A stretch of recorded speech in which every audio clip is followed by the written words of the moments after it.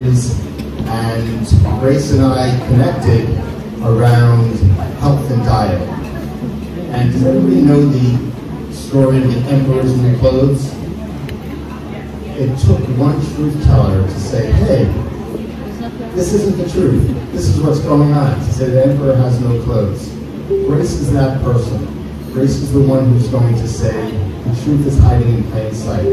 And the message she has to deliver is very much grounded in science, and even though it's very well informed, it's really quite simple. So I'd like to introduce Dr. Grace Robotan, who I hope everybody here will learn something from.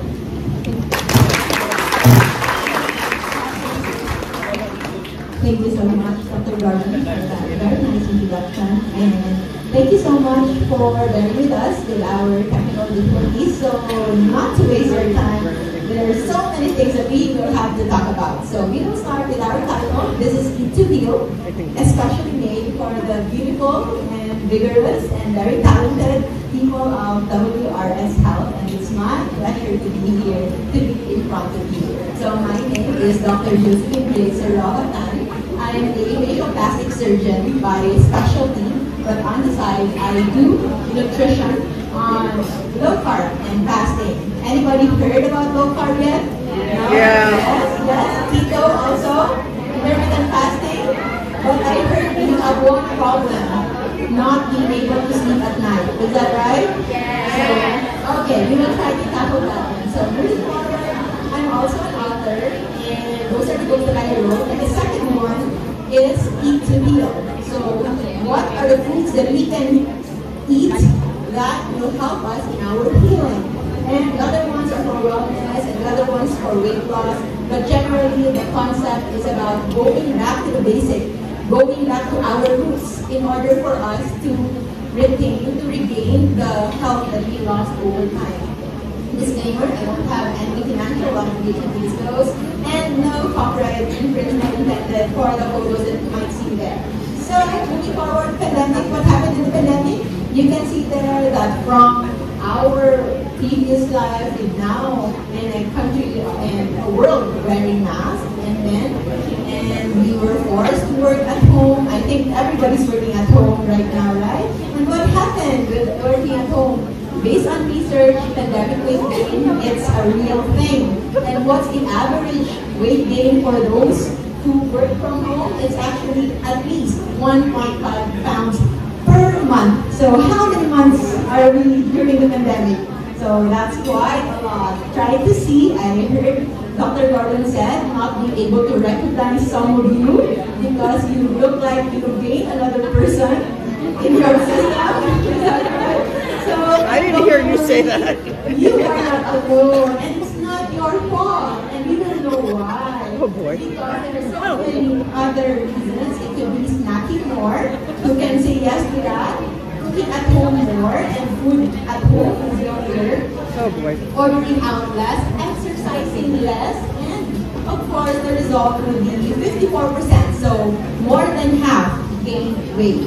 And moving forward, we have to understand what's the origin of low carb and fasting. Why do we promote low carb and fasting? And this is how we should understand.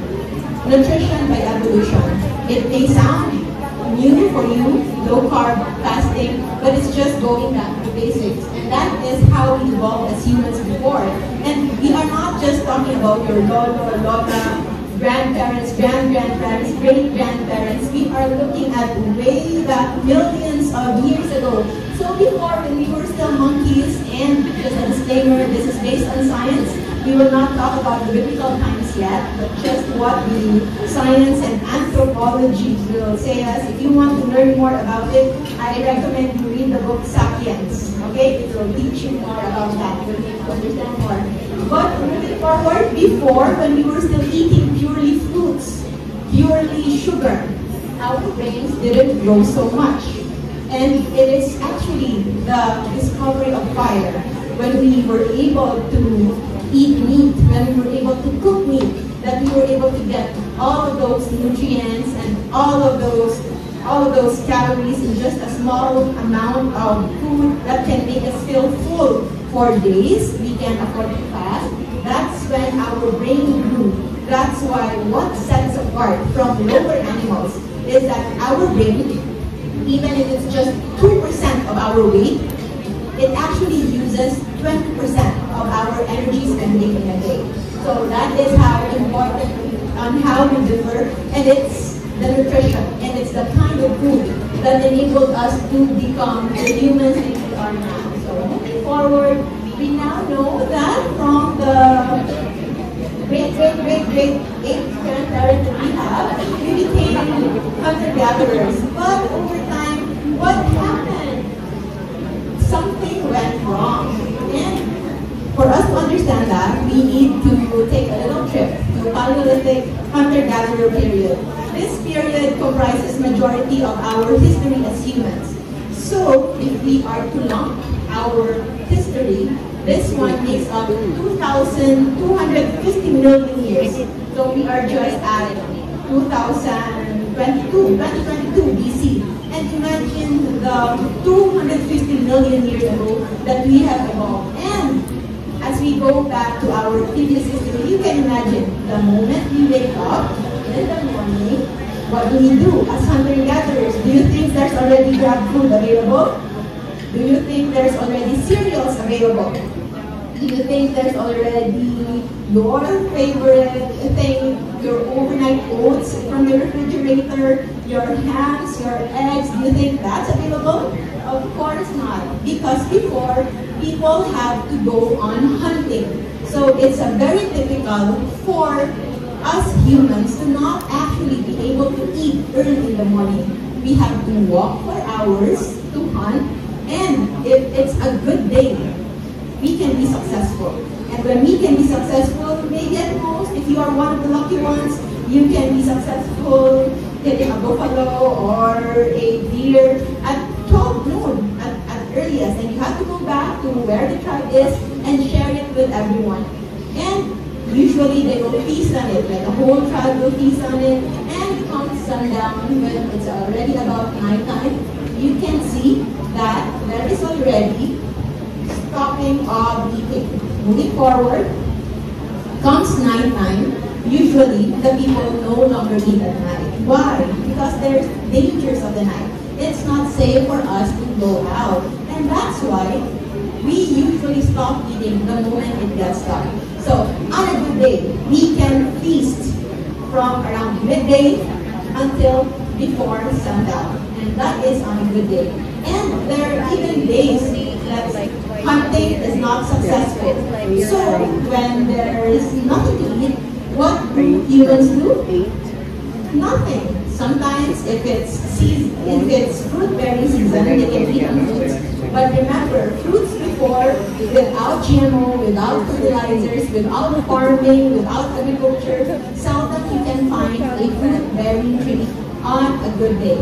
So we can actually go on fasting. That's why we have the capacity built in our system to survive fasting, to survive not eating even for days. And just to show you, we have this graph of where would our body get the energy if ever we don't eat. On day one, first 24 hours, your body will get the last of the sugar that you ate. The second day, it will get the glycogen from your liver.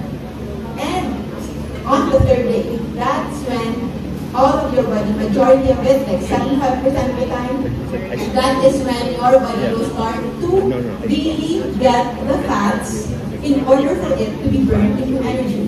So it actually takes 3 days before your body will set on full fat burning mode. And when fat is there, imagine only, because fats, 1 gram of fat is equivalent to 9 calories. So if you need 1,800 calories in a day, you only need 0.2 kilos of your body weight to last a day without food. So if your weight right now, say for example 70, and your ideal weight is 60, so you have 10 kilos to spare. And 10 kilos times 9, that's 90,000 calories divided by 2. That's actually 45 days of food allowance, of energy in your system. That's why when Jesus was able to fast for 40 days, Mahatma Gandhi and so many other famous people in the world who are fasting, it's not because they are special. Yes, they are special, but they are in human form. And their human form allow them. They're capable of fasting. And it's because an average person, even if you don't look back, you have the average to fast for at least 42 days. So that is the basic. And to show you, this is the world record of longest fast. This is Anthony Berberry, I think Italian. He did it for 382 days and he's alive. And this one was recorded and supervised by a doctor. So I am not saying that you will not eat, especially that you just ate. So and as Filipinos, we know food is very important. Whenever we feel bad, we eat. Whenever we feel good, we eat. Everything. Whenever we don't feel anything, we eat. So food is very ingrained in our system. So I'm not saying that you will not eat, but at least if ever there are times that you feel like you cannot eat because you have so many work that you have to finish, you can just let it go. And I hope you will not fall, because in this kind of trap, the one that we are brought up in, it's the small frequent meals. So who among you here believes in small frequent meals? No, you believe in large frequent meals, not small frequent meals. That can also be true, however, it's very, very far from what we are supposed to eat. And imagine not just the lunch, breakfast, dinner, the 3 meals in between, or sometimes 4.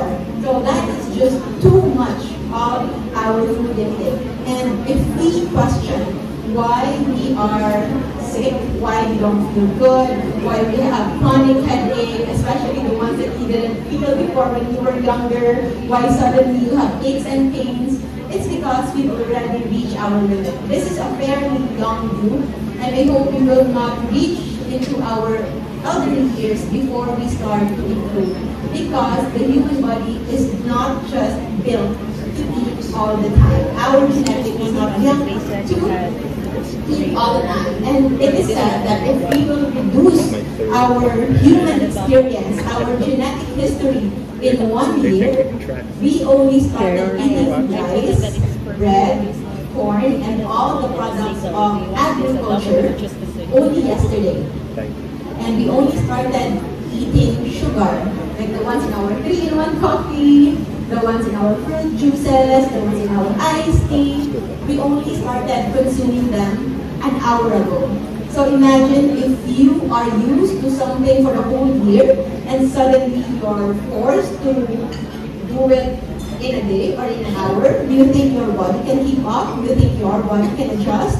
Of course not. And that is what's happening in our body. I don't think this is even conservative. 5 million years is very far from our discovery of fire. And that is why, as much as possible, we try to educate everyone when it comes to this. Looking forward, what does eating grains and refined sugar signal in our body? Why do we need to go low carb when it comes to our eating? Major sources of carbohydrates in our system, in our culture, would be rice, pandesal, noodles, and especially if you have fruit trees, which every one of us, all of us grew up in a house. Each house here has a fruit tree in front of it. So the fruits are actually still sugar, and it signals harvest season. If you can look at it, this one is a spike of glucose in our system, and they check the different kind of fruits that when ingested, that's the pattern that it produces in our system. It's still going to spike your blood sugar. And how about this one? Those who are not fond of eating sweets, but are fond of eating rice, wheat bread, corn, oatmeal, barley, and all other grains, look at the pattern. It is still the same. It's not just as steep but it's still going to peak. Even if it's full fiber, even if it's whole grain, it can delay the spike in your blood sugar a little, but it will not really lower to the normal level. So, because whenever we eat, there are many hormones that are in play. And in here, too much insulin is one of the leading causes of our major problems in our system. Moving forward, we know how insulin works, right? For those of you who have families who have diabetes, and let me ask you, who among you here have immediate family and second-degree family with diabetes? Everyone is not as active, but for those of you who didn't raise their hand, you are sure you don't know diabetic in the family? Sure? Sure, because so far, every Filipino family has at least a diabetic or hypertensive. Yeah? It's either or allergies or fatty liver. So those are all product of inflammation. And yes, insulin is good, but not too much. Because when there is too much insulin, our body is not built to accommodate that. Because too much insulin signals harvest season. And supposedly, harvest season is just once a year. That's a time when we try to take in all the foods, all the food that is there, to store fats. And fat storing should only happen once a year. And that is in preparation for the other half time of the year that we are supposedly be fasting or not having so much food available. So when we are eating rice every day, we are eating bread every day, we are actually signaling our body that it's all-time harvest season. And our body tries to protect us from that, and that is through insulin resistance. Because imagine if the glucose will keep on entering the cells. What will happen to the cells? The cells will actually die. So our body tries to protect the cells by not letting it in. But what's the catch? The catch is there are many organ systems in our body that are prone to sugar overload, blindness, kidney problems, the pins and needles in your legs and feet, on your arms and legs, the numbness. Who among you feel that? Whenever you're encoding stuff, you just feel like you need more massage, that it's actually not the need for massage, but it's already the inflammation kicking in. And that's why, as much as we like insulin, we have to lower it, because insulin resistance can lead to cellular survival, proliferation, and growth. These are sounding positive, right? For the cells to grow, for the cells to survive, for the cells to proliferate. But we are no longer growing children. We are not kids anymore. That we can still grow. No. There are cells that there should be regular turnover. There are cells that needs to be replaced from time to time. And if those cells are not being replaced, instead they survive, they proliferate, they grow. What's the other meaning of that? That's tumor formation. That's basically the definition of cancer. A growth that is no longer contained, that is uncontrollable, and that is why we should lower it. Insulin resistance, it's when you feel like, it's when you eat food and then it produces insulin, and then eventually it reaches to a point that your cells become resistant to insulin. And then insulin, the other name for it is fat storing hormone. So what does the insulin does to the glucose that it ingests? If it's not used up, like you are not running, you are not biking, you are just in your seat, what will it use? There are some that it will be produced as heat. So there are some who are warm-bodied, right? There are some people who are warmer than others, but majority will just store it as fats. So fats can be stored in many parts of the body, some in your face, in your buttocks, in your legs, but some it cannot be seen. It's not that obvious. Sometimes it's stored in your liver or your tummy. That's why even if you don't drink, you look like a drunkard. And that's also the reason why some who are very thin, but when you look at your laboratory values, your lipid profile are soaring up high, and that is not a good thing. So, these are the food that when taken has the effect of blood sugar. So remember, the spike in insulin is coming from the spike of glucose. So if you want to lower your insulin, you have to lower your glucose. So these are the three kinds of macronutrients and its effect on our blood sugar and insulin. The first one is carbohydrates represented by a candy. So after eating a candy, it will spike.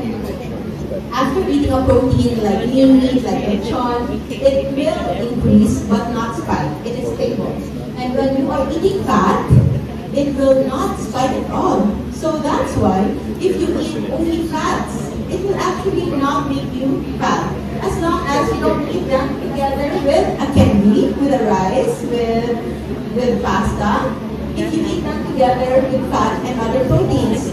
That is why if you heard about ketogenic diet, that is the reason why it works.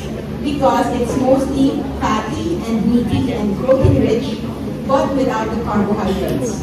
Lechon is okay. You can indulge in lechon, but without the rice, without the desserts, without the pasta, without the soft drinks. Okay. So, because when you keep on eating sugar, the moment it spikes, after that one, especially if you are still insulin sensitive, it will beat down. And after that one, who experiences here some degree of sugar crash? That's it. That is after a high. You suddenly want to sleep, you suddenly feel lethargic, you suddenly want, like right now, after eating, I think the rice already starting to die down, and just wait up a little while, I think in 30 minutes, you'll go hungry again. And it's because of this cycle. So every time you keep on spiking glucose, it will go down, and you will try to look for that surge again, for that sugar high again. And you eat again, and then it's a vicious cycle. So every time we go too high and too low, that is when the free radicals, the oxidants, the inflammation will occur. And inflammation is the basis of many problems. Moving forward, it's still the same explanation how insulin is breaking down our system, and it's okay for anabolism or building of base for the pregnant women, for the children, for the breastfeeding mom, but generally we are intolerant for insulin because too much insulin can have different effects, and not everyone grows weight. Not everyone puts on weight. So 54% during the pandemic gained weight, but it doesn't mean that the other half didn't gain weight, didn't also gain some degree of inflammation that cannot be seen by our naked eyes. So because too much insulin, it can lead to weight gain, it can be tumor formation, it can be blood lipid increase, hypertension, joint pains and inflammation, tumor and cancers. For some, there's infertility, hard to get pregnant, and others, allergies. Always have some rashes, always have some rhinitis. And as going back to our history, yes, our ancestors also died young, but none of them died of lifestyle diseases, the modern day diseases that we are suffering now. If they died of trauma, of bleeding, and infection. And good thing, we already have health nets now, we have insurance, we are no longer risk takers, and we have antibiotics if ever we have infection. But so sad that now we are dying from too much pressure. And I hope we can address that one because there's nothing more pleasurable than living this life. So moving forward, there is the saying that underneath it all, allergies, cancers, tumors, genetic predisposition, lifestyle, and many more, there is a root cause. And it's a milk tea that's sitting pretty. So who loves milk tea here? Ordering from home. Yeah, and who's guilty of drinking milk tea? So milk tea is just a representation of our modern day food. And if we eat too much of these modern day food, consume too much of them, then we will really have no other way but to succumb for many illnesses. So how to correct it? We can correct it by first identifying the problem, as always. And the problem is we have been living in a chronic harvest season. Okay? And what's the solution? How we can correct this one? It's allow our body to heal and experience non-harvest season again. So how do we do that? We need to take this one. And so what we don't have can we rice do here that will not spike our We're doing insulin? that We here can look because up, if you have a phone, on Facebook, you can search the hashtag JGRT list, wherein we categorize certain food into safe, caution, and dangerous. And you just focus on the safe list, and we will go through them one by one. So, okay, Pat? Okay, Pat? Okay. Don't worry, you'll be able to still enjoy food after this one. So the safe list is in the green list. And it's the ones in the safe list are the ones that are low in sugar and are also low in inflammatory fat. The ones in the caution list, some are high in sugar, but others are not high in sugar, but they can be inflammatory. Whereas the ones in the danger list mostly are both. Okay? So, first, for the danger list, we already know this one. Okay? The danger list, we have all of those that are packed from processed foods. So, you have your candies, your M&Ms, your soft drinks, your fruit juices that we thought are healthy, but and of course, the ones and this one, alcoholic drinks especially, this one are in our danger list. Are you all sad that it's already dangerous? But as much as the danger list is something that we already know, I want to emphasize the ones in the caution list. Because the ones in the caution list are the ones we thought are the healthiest, are considered to be so benign, so innocent that we can eat as much as we want of them. And that would include fruit. After we eat, we would like to have some fruit in it, no matter how much rice we ate, how much pork we ate, how much dessert, and soft drinks you would drink after a meal. As long as you put a fruit, a banana at the end of the meal, you already feel like you're having a healthy meal, right? But too much fruit is just added sugar in the body. It's made of fructose and glucose. Glucose will directly increase your blood sugar, increase your insulin. Fructose will not spike your blood sugar, but it is just one step away into making triglycerides. I'm not sure if your annual physical exam and laboratory exam will entail bits, but if there is, you can check your triglycerides level. And if it's high, then it's already saying that maybe you are consuming too much fructose in your system. And fructose is not just in fruits. The ones in the danger list, your cookies, your milk tea, your fraps, okay, all of those are loaded with fructose. And the second one would be the grains. Sometimes we already know that eating sugar is not good. We no longer put sugar in our meals, but our intake of rice is unlimited. How many cups can you eat in a day? 1, 2, 3 cups of rice in a day. Did you know that 1 cup of rice is equivalent to, you know how many teaspoons of white sugar? Can you guess? 1 cup of rice is equivalent to 10 teaspoons of white sugar. So every time you eat a rice, imagine 1 cup of rice consuming 10 teaspoons of white sugar. And how many rice can you eat again in a day? 3? So 3 times 10? 2 per meal, so that's 20 teaspoons of white sugar per meal times 3. Given that you will not stand on rice, because there are others who will stand on rice. Okay? And there are even people who intentionally cook a lot of rice so that they have overnight rice. So the morning they wake up or in between snacks, they have rice available. So that is too much rice. And kamote, patatas. So those root crops, even if they are healthy, yes, they are healthier than candy. Okay? Kamote, potato are healthy. Sweet potatoes are healthy if you compare them with the candy, if you compare them with ice cream, if you compare them with chocolate. But that alone, without it, it's even healthier. Because kamote, 1 ball of kamote is equivalent to 5 teaspoons of rice. Okay, so it's starch. You cannot experience, you cannot imagine it easily because they don't taste sweet, right? They taste bland. But try to chew rice. If there's rice there, you can try to experiment. try to chew it and then until it gets like almost like fluid, and you can taste it will become sweeter. Because that's your body breaking down from starch into glucose. Starch is like paper bills. It's like money in 100 peso bill.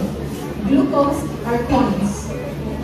So that's why when we eat sugar, we can instantly feel its sweetness. Just like coins in money in coins, you can feel it's heavy. But when you break a 100 peso bill or 100 or 1,000 bill, it's just very light. So those are your rice, your potato, your mashed potato, your hash browns, your wheat bread, your pandesal, even your oatmeal. So those are glucose in paper form. But the moment your body is able to break it down, it will instantly become glucose. So the answer to the question is, if ever you have to drink, you can still drink, but only the ones with low in sugar. And of course, save them for occasions that are very, very special. And of course, if you are as healthy. So the hard drinks, if you are a hard alcoholic drinker, that is somewhat low. And since you already know the foods that are to be avoided, You have to stop drinking, it's going to be a problem. you think you will not eat anymore? Is there no more happiness? Of course not, because we have fish, we have chicken, we have eggs. I am not a vegetarian, I'm not a vegan, and I'll never be, because I cannot just live on greens alone. I believe that my physiology is way different from a cow or a goat. Okay, we are meat eaters. As you all know, when we discovered fire, we are meat eaters, and we can enjoy meat with a healthy amount of proteins and fats, all coming from these delicious meals. You can have steak every day if you can afford it. Okay, if not, you can just kill your neighbor's chicken. Okay, or get some eggs. Okay. So the important part I'm stealing coffee them. is to maintain a shape of the shape. Yeah. That's the most important thing. And moving forward, know that when it comes to healing, just like climbing the Mount Everest, there are so many routes, there are so many ways and turns on how to get to the peak. But what we do, what we promote, is the kind of route where it is aligned with our genetics, where it is aligned with our evolution. And this is now where we discuss the application of LCF, or low carb fasting, on common diseases and the lifestyle-induced chronic diseases: heart attack, stroke, diabetes, obesity, metabolic syndrome, COPD, and many cancers. We thought are familiar, we thought are in our, it's hereditary, it's in our genes. But if you share the same problems with your parents, or your parents share the same illness, then most likely it's really not about genetics, but it's about how we eat. Because Filipinos, as much as we love food, we eat the same. They said the illness is actually not on the genes, but it's in our plate. So whenever you feel tired, whenever you feel like you are getting sick, you're having a flu, you're having a headache, try to look at what was in your plate. And usually the answer is there. So when it comes to pandemic, there's COVID, and it's not the end. There are still so many other pathogens out there. So you can wear your mask, you can do social distancing, you can isolate yourself forever. But at the end of the day, it's your immune system that will protect you. That's why when we boost our immune system, it's doing it the right way. You will never be afraid, because your body will just protect you. So, understanding low carb nutrition and fasting lifestyle, we already know the foods that we have to avoid that are high in insulin, and the foods that we need to avoid because they are really low carb. We have all of these. For the oils, I just want to emphasize, if you are cooking or in your home, if you have to choose, please choose coconut oil for cooking. Not canola oil, not rapeseed oil, sunflower oil, all other oils you can forget. You can just That's choose what everybody coconut oil. We have olive, buffalo, magnolia, as long as it's coconut I oil. thought the same And thing. olive oil, Now extra we virgin use olive oil, you can olive reserve oil. them for your Yeah. salads, Coconut. fresh. Okay? So others, you can forget about it. And of course, even if we love meat, we still try to avoid processed meat. Okay? So the stack of macronutrients, as a reminder, we eat a lot of carbs, they spike our insulin. They want you to eat Protein will give us this stable blood sugar. And fats, it will not spike much, but it will actually give us the energy. We are a batch of people who grew up in the glow pyramid, right? And we also have a food plate that is largely carbohydrates. But we thought that it's only the carbs, it's only the sugar that will give us energy. It's not the case. We can live without sugar. Sugar is not essential. Glucose is not essential. What does that mean? Not essential meaning we can live without it. Why can we live without it?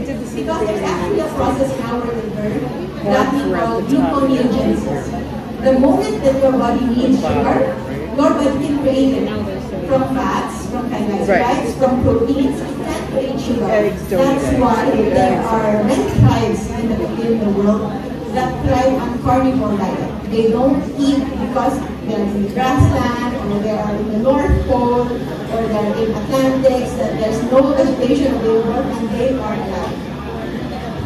And of course, we now know we have to give our body a rest when it comes to spiking our insulin to avoid the crash. And what we need is a new set of mindset that enable us to tap all those extra fats.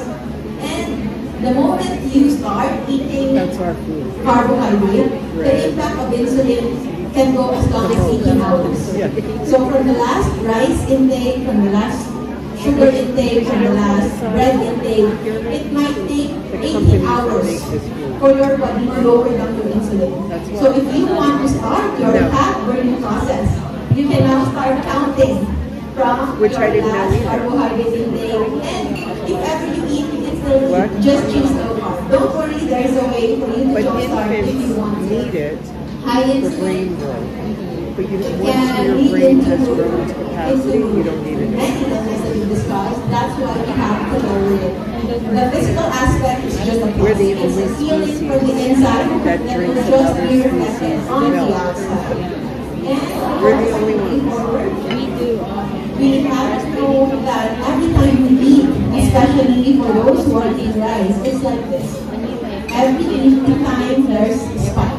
We already know what are those spikes. So if you think you have extra weight to lose, then you can now start looking into what you are taking. So there are two ways to lower down our insulin. The first one is eat low carb. Okay? Because when you eat low carb instantly means lower insulin. Because they're off the milk. This one. So low carb, by definition, it's just about 20 to 50 grams of carbohydrate in a day. So you will say, what's 50 grams of carbohydrate in a day? So 50 grams is about 1 cup of rice. Or if it's 20 grams, it's just half of a bun, just a little of pasta, or few tablespoons of rice, or a small potato. If you will choose that kind of carbs. However, there are also other carbs that can be more filling. Okay? And the other ones are still 20 grams of carb per day. So it's a matter of November choice. 1. And if you will keep on eating the ones on my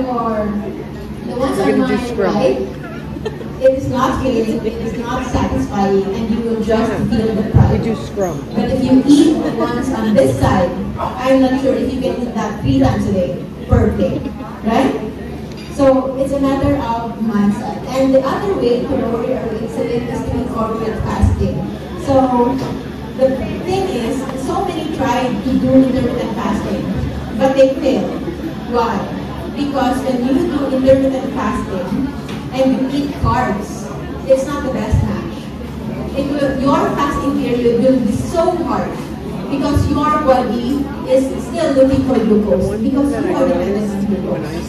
If you want to be successful with your intermittent fasting, which we now know is very good for our health, we have to train our body to get used to fats as a source of energy. And we can only do that with low carb. Because when we are on low carb, when we lower down our insulin level, your body will instantly use fats. It will go into fat burning process. Insulin is a blocker of fat burning process. So the moment we lower down our insulin, in an instant, your body will start the fat burning process in as fast as 18 hours. Okay? So how to do your 14-day jump start? You have that air fryer? Good news, you don't need to starve yourself. Okay, no need to fast. Just start with low carb. So you can eat as much as you want, anytime you want, just within our safe list. So you already know what's in our safe list. Eat meat, proteins for breakfast, and breakfast doesn't need to be 6 to 9, just like in our hotels. Breakfast can be as late as 12, can be as late as 1 p.m. or 2 p.m. Okay? And if you wish to have vegetables, you can add them, but on the later part. Because if you eat your vegetables first, you will feel full, but it's not enough for what your body needs. After you eat vegetables, you will only have the appetite for a small meat. And again, after 1 to 2 hours, you're hungry. But when you start eating real proteins and healthy fats, fish, chicken, beef, pork, you will feel full. And you will just be surprised that you can now achieve eating what we call as OMAD. You know what's OMAD? OMAD is 1 meal a day. Very good. That's 1 meal a day, and it will not be defined as OMAD. It is not a thing. It's really a thing. So people are thriving eating just 1 meal a day, at most 2 meals a day. And that is only sustainable if you are eating low carb. Because if you are doing OMAD and high carb, your body eventually will go into a starvation mode. It will be stronger metabolism, and later on you will go on a rebound. So the only way for it to be sustainable is to make yourself secure. You give that reassurance to your body that this is no time for starvation. We are being fed well, but this time we are being fed with the right food, while at the same time we are healing, and that is through our safe list, the foods that are low in sugar and low in inflammation. And this is a trick. So there is a book. The name of the book is The Salt Fix. So I know at some point you try to go on a diet, you try to go on intermittent fasting. What's your usual problem? Headache? You feel dizzy? You feel like you're gonna faint? You don't have energy? You feel sleepy? And everybody calls it hypoglycemia. We always have this this word, na hypo nako, na hypo. So hypoglycemia means low blood sugar. And I've checked that many times. Blood sugar is normal at 7,200. And people who are feeling that way, they're not hypoglycemic. It's normal. It's just that their body is so used to very high in sugar that even if it's normal, they're going to feel like they're hypoglycemic. And there is something that we need. On a day-to-day basis, there's one thing that is essential that we need to replace day-to-day, and that is salt. And I know we grew up that they tell us to avoid salty foods, right? And yes, they are right. We have to avoid salty foods if you eat them together with sugar, with carbs, and still with inflammation. But alone, salt is essential. It is the most abundant electrolyte in our body, and we need to eat a minimum of 1 teaspoon of salt in a day. So if you are going to start this, I suggest by the morning, you already put 1 teaspoon of rock salt in your table, and make sure you finish that in a day in any way you want. You can put it directly by pinch, or put it in your water, or put it in your food, any way you want, and that is just the minimum, because salt is essential. Every time we feel hungry, thirsty, even mad, who are hungry here are very impatient, who admit to being angry and hungry at the the same time. So usually those are just the sugar addiction kicking in. And the salt fix can do that. So every time you feel something, take a pinch of salt, put it in your mouth and drink. It's like a miracle. 5 minutes and you'll be gone. Even your cravings for sweet, every time you feel like you're about to get a bottle of Coke or Coke Zero, you try to get that salt, and then you will see the difference. It's like magic. And there's no business here. I am telling this with no business because I'm not a salt producer. I don't have any salt factory to sell you. It is just our biochemistry. So number 4, manage stress. Because even if you are very successful with avoiding all of those carbs, whenever you allow yourself to be so conquer stress, your body will go into a gluconeogenesis mode because of too much cortisol.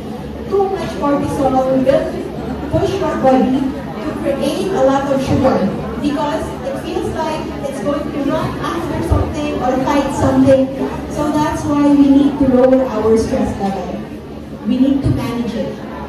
Okay? We are not saying we have to be stress-free because stress-free is death. Okay? The only time that we are totally stress-free is we are no longer alive. Okay? So we have to manage them in a way that they are just manageable. And number 5, if you have to do some exercises, it's just like don't force yourself, especially for those who need to lose weight. It's not necessary. 80 to 90% of weight loss is about nutrition. Exercise will make your heart healthy, will make your muscles stronger, will make you more resistant to stress. But for weight loss alone, it's not essential. And remember that when you do exercise, it shouldn't be as a punishment. Okay? Not just because you ate cake, you will punish yourself with exercise. Exercise should be a celebration of what your body can do. So if you feel like you can exercise, then you take pleasure in it and savor that your body can still have that energy, to do more than what you were previously doing. So the last 2 tips is to address your main problem, and that is the reversal of your day and night cycle. Because, as what I've learned from Patty and Larry, that you are on a night shift perpetually. So we cannot go back to our evolution as hunter-gatherers anymore, especially that we are working, servicing the other side of the globe. But there is a hack for it to be done, and that is making your dinner 4 to 6 hours before your bedtime. That's just the basic rule. Whatever time you sleep, so you should have a 4 to 6 hour break before sleeping. If you get off at 7 in the morning, make sure that your last meal is around 1 to 2 o'clock. Why? Because our body can start the healing process and the recovery process that it needs on a day-to-day basis if it's not busy digesting the food that you've been eating. If you will sleep on a full stomach, you will feel that even if you slept for 8 hours, you'll never feel rested. Because your body is actually not resting. It was busy digesting your food. Food digestion is very, very taxing for our body. So the necessary repair and recovery that we need on a day-to-day basis, just like any industry, just like this place, that after a day, there should be a clean-up, there should be a rearrangement. Our body needs that as well. And if we don't give it that, eventually those problems will pile up and it will just lead into as light as headache, as light as blurring of vision, or unknown stomach ache, or joint pains, or even later on, you might know that there's already tumors building up, and there's already increase in your blood sugar and blood pressure, and the list goes on. So, correcting just the timing of when you eat can be the solution into improving your metabolism and your overall health. And the last but not the least, how do we get to make sure that there is recovery that will happen in our body, it's getting enough melatonin. So what is melatonin? Again, we go on our day, usually not minding the day and night anymore, but our circadian rhythm, our master hormone regulator in our system, is dictated by the hormone melatonin. I know you've heard about melatonin. It's usually associated with what? Sleeping, right? And we all thought it's just about sleeping, but melatonin is so much more. Did you know that sleeping is just a side effect of melatonin? It will force you to sleep so that your body can focus on its repair and recovery. But it's a wonder drug that when it comes to its function, it has regulatory effects and protective effects. So it has low fat, it has antioxidant actions, and it can limit cancer formation, it can improve immune system, it can cleanse our cardiovascular system, our brain and gastrointestinal system will be cleansed, even psychiatric problems. Every time there's psychiatric breakdown, where does it come from? History-wise, it's always the lack of sleep for days.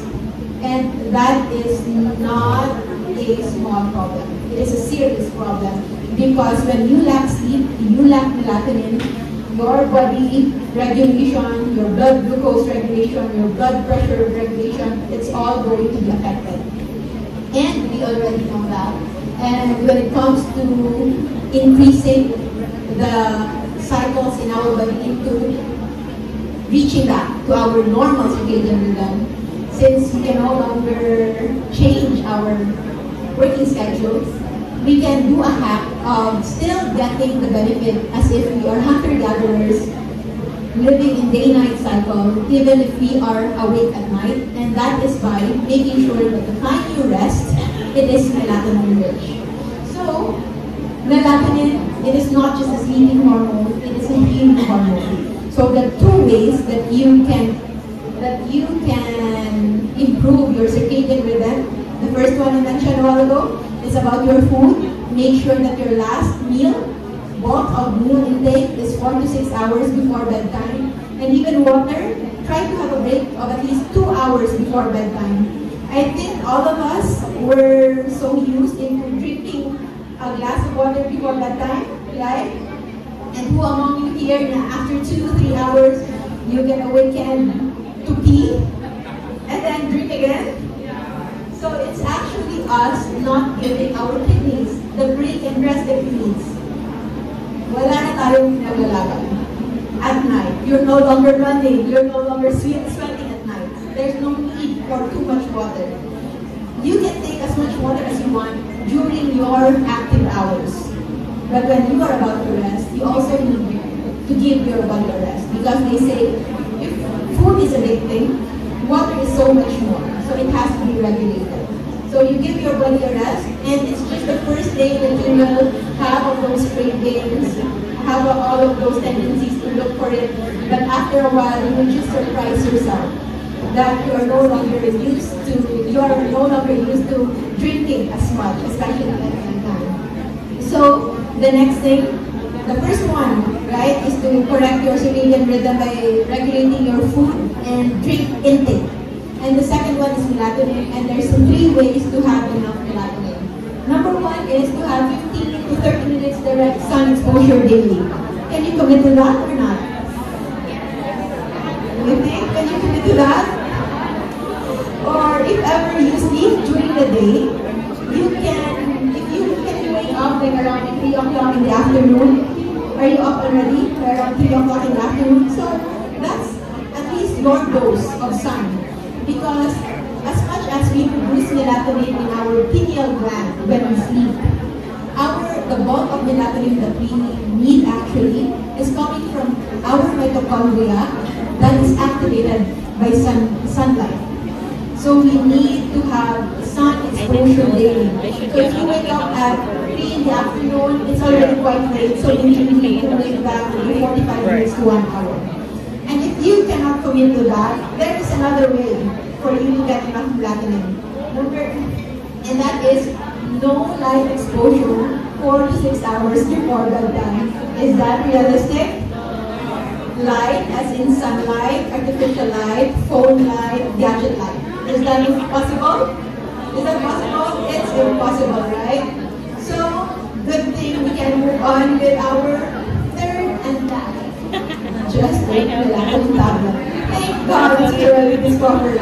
So, melatonin supplements is just over the counter. And again, I'm not promoting any of these drugs. You can buy any brand that you like. No, I haven't. It's been discovered since 1960s. So someone, all drugs there are really good.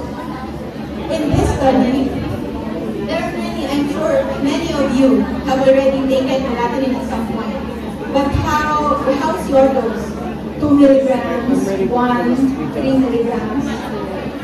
That is just not enough. Okay, that is not enough. In a meta-analysis of more than 3,700 patients, they have seen the safety profile of melatonin. They've given it more than 10 milligrams up to 1,000 milligrams. And the safety profile of melatonin is still very good. And what's surprising is, at 1,000 milligram dose, the effect on somnolence, the effect of being sleepy, is actually the same as those taking at 30 milligrams.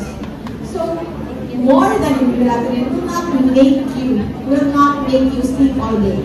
No, because it's simply not a sleeping hormone. It is a healing hormone that you can even take, even daytime. There are even protocols like cancer patients who are taking 100 milligrams of melatonin in the morning and 100 milligrams at night. And you can see the difference. So if there's only one supplement, because generally all the food in our safe list, the moment you eat that, you will no longer need any supplement. However, melatonin is not just a function of food. It's a function of our circadian rhythm.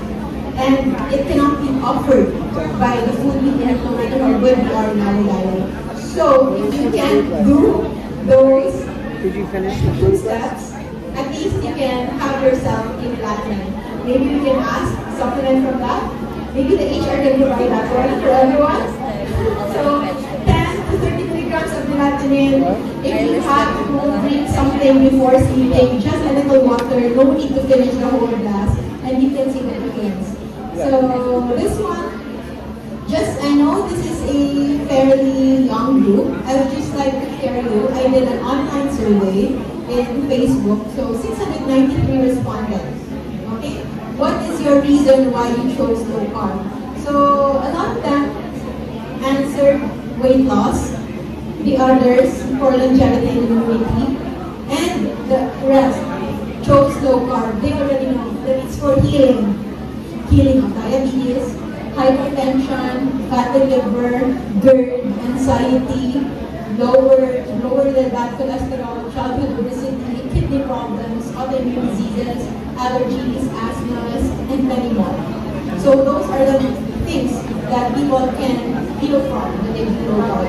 And when asked how long have they been practicing low carb, so a lot of them just practice less than 6 months, and only a few, because low carb was only introduced here in the Philippines around 4 to 5 years ago. So it's not yet very long. And for the sex, it's male, female. Is it the same or some the ratio of the company? More female, right? And for the age, the bulk of the age who are doing health-seeking behavior starts at 40 and above. So if you are still less than 40 and below, this can be our future, looking for ways to correct our metabolic issues. But if we are correcting now, then we might not need to ask for a doctor's consultation. We might not need to go into surgery. We might not need to use our medical insurance, because we will be correcting it very long. And so now, we know that low carb, at least you've heard about low carb, is becoming mainstream now. And recently, we conducted the National Low Carb Day And for those of you who are joining, we have a part 2 this coming December 4th. I'd like to invite you on that day. But to show you, last October 2022, so that was 20 days ago, there's this which happened in Alabang. And these are people, more than 1,000 people from all over the Philippines showed up. It's one of the biggest, first ever face-to-face conference in our low-carb community. So we have a low-carb fund. And then we have doctors, we have coaches, moving forward. It's not moving forward. So we have a lot of participants all over the Philippines who went there. So those are part of the organizing team. So we are growing. Those are the other doctors that are practicing low carb from Mindanao, we have from Visayas, and also we have from Luzon. So those are the things. So it's face-to-face. So a lot of people are now doing low carb for the sake of healing, and they even pay for that. It's a paid event. So we pay to be there to support the community, and because all of them actually also experience healing. And I just learned right now that we also have low carbers here. So if you are not yet familiar with low carb, and if you are interested, even if you won't start, I invite you to join Life Without Rice. If you wonder how to live without rice, how to eat without rice. So every day, hundreds of thousands of people are there posting their meals for the day, Filipino meals without rice. You can use rice. And we also have low carb and fasting community. More than 700,000 members are in now, mostly Filipinos. And I hope that as we close this discussion, you don't need to commit to anything. You don't need to commit to low carb or fasting or your weight goals, but you just commit to your life goal. What it is that you want to be, where do you want to be, and what you will be doing by the time that you are going to retire. It's not just the life that we will have, but it's the quality of life. So it's knowing your purpose, the contribution that you can make, and you can do all that. Whatever it is that you care about, you can do all that if you are at the top of your health. So what you think, what you do, what you eat, will determine what will come out of you. So thank you so much. And for the